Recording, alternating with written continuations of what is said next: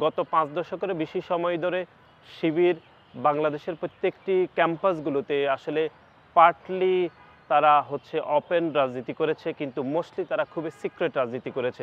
এবং গত ১৫.৫ বছর ধরে বাংলাদেশের ক্যাম্পাসগুলোতে তারা হচ্ছে গোপনে রাজনীতি করেছে। ৫ই আগস্ট ছাত্র জনতার গণ অভ্যুত্থান পরবর্তী সময়ে তারা আত্মপ্রকাশ রাজনীতি শুরু করেছে। আমরা সেটাকেও স্বাগত জানিয়েছিলাম।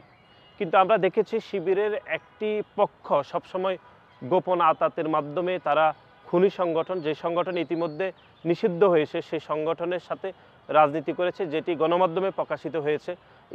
ইভেন গত কয়েকদিন আগে আমরা ঢাকা বিশ্ববিদ্যালয় ছাত্র শিবিরের সভাপতির আমরা বিভিন্ন ছবি সামাজিক যোগাযোগ মাধ্যমে দেখেছি, এবং সাধারণ সম্পাদক যিনি শিবিরের ঢাকা বিশ্ববিদ্যালয়ের দায়িত্বে এসেছেন, তিনি তো ছাত্রলীগের বিভিন্ন পর্যায়ে কমিটিতে ছিল, সেটি আমরা গণমাধ্যমে দেখেছি। সুতরাং আমরা মনে করছি যেই সংগঠন হচ্ছে এই ছাত্র সমাজের মধ্যে এক ধরনের সিক্রেট রাজনীতি কায়েম করতে চায়, তাদেরকে মূল ধারার রাজনীতিতে আমন্ত্রণ জানানো বা হচ্ছে আপনি গোপন আঁতাতের রাজনীতি এবং হচ্ছে ছাত্র রাজনীতি বন্ধ করার যে একটি অপ্রাসঙ্গিক আলোচনাকে যারা প্রাসঙ্গিক করতে চায়, সে আলোচনাকে অনেক বেশি প্রাসঙ্গিক করবে বলে আমাদের মনে হচ্ছে।